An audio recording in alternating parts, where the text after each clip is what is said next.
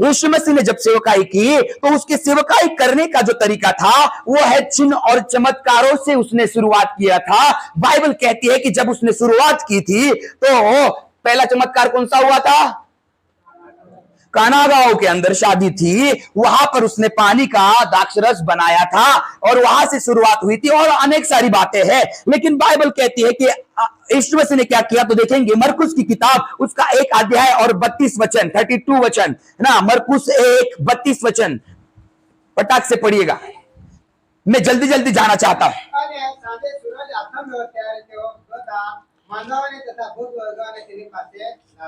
हाँ, यहां पर लिखा है कि जब सूरज ढल गया तब वहां पर यीशु के सामने भूतग्रस्त लोगों को और जो बीमार लोग थे यीशु के पास वहां उनको लेकर आए, और जब उनको वहां पर लेकर आए बाइबल कहती है कि यीशु ने उनको क्या किया? चंगा किया। यीशु ने उनको चंगा किया। आगे हम पढ़ेंगे। आज लोग जो है चिन्ह और चमत्कारों के पीछे भाग रहे हैं, लेकिन मैं चिन्ह चमत्कार की सेवा जो है हम हर एक को दी हुई है। विश्वास करने वाले में ये चिन्ह होंगे, वे बीमारों के ऊपर हाथ रखेंगे, बीमार चंगे हो जाएंगे करके बाइबल कहती है। वे नई नई भाषाओं को बोलेंगे, वे दुष्ट आत्माओं को निकालेंगे, और वे प्राण घातक पदार्थ भी खा लेते हैं तो उनके ऊपर हावी नहीं होगा। ये हर एक विश्वासियों को दिया हुआ वरदान है। लेकिन फिर भी आज हमारे दास लोग बहुत दिनों से प्रार्थना करते हैं, लेकिन प्रार्थना का उत्तर नहीं मिलता। और फिर यीशु ने जब सेवकाई की तो चिन्ह और चमत्कारों के द्वारा उसने सेवकाई की, बीमारों को चंगा किया, दुष्ट आत्माओं को निकाला। मेरे प्रिय, एट द सेम इन अंतिम दिनों में होने वाला है। और इन अंतिम दिनों में ऐसा होने के टाइम कुछ परमेश्वर के लोग रहेंगे और कुछ चिन्ह चमत्कार करने वाले, भटकाने वाले लोग भी रहेंगे। से बह रहा है और याजकों को भेज रहा है, अंदर जाओ, अंदर जाओ, अंदर जाओ। हमारे जैसा रहता तो बोलता, अरे बाबा मैं बह जाऊंगा, कैसे अंदर जाऊं।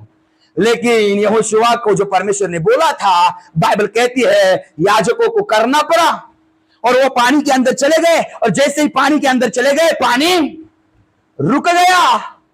हालेलुया। इसीलिए जब तुम सेवा करते हो संकट आएगी, चुनौतियां आएगी, लेकिन डरना नहीं है, प्रभु काम करने वाला परमेश्वर है। हालेलुया, है ना। फिर बाद में उसने कहा कि स्वर्ग के राज्य में बारे में सिखाओ, बीमारों को चंगा करो, दुष्ट आत्माओं को निकालो, कोढ़ी को ठीक करो। और उस उतना ही नहीं कहा, बाद में और कहा मरे हुओं को हालेलुया, मरे हुओं को जिलाओ। आमीन। यहां पर बेटा कोई भी साधारण नहीं है। यहां पर बैठे लोगों, यहां पर बैठे परमेश्वर के दास और दासियों, आप साधारण नहीं हो।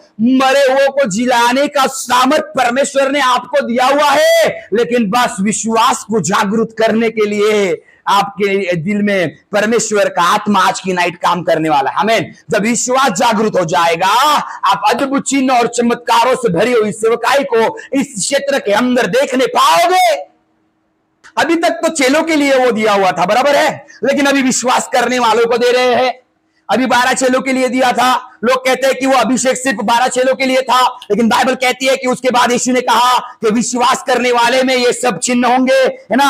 मरकुस की किताब 16 अध्याय 17 और 18 वचन में कि क्या करेंगे, मेरे नाम से दुष्ट आत्माओं को निकालेंगे, अन्य अन्य भाषा बोलेंगे, और वो प्राण घातक पदार्थ खाएंगे, वो उनको ऊपर हावी नहीं होगा। ऐसी सारी बातें प्रभु यीशु मसीह कह रहे हैं। अगर आपको लगता है कि वो सिर्फ और सिर्फ 12 चेलों के लिए था, तो मैं कहूंगा विश्वास करने वाले के लिए भी वरदान दिए गए हैं।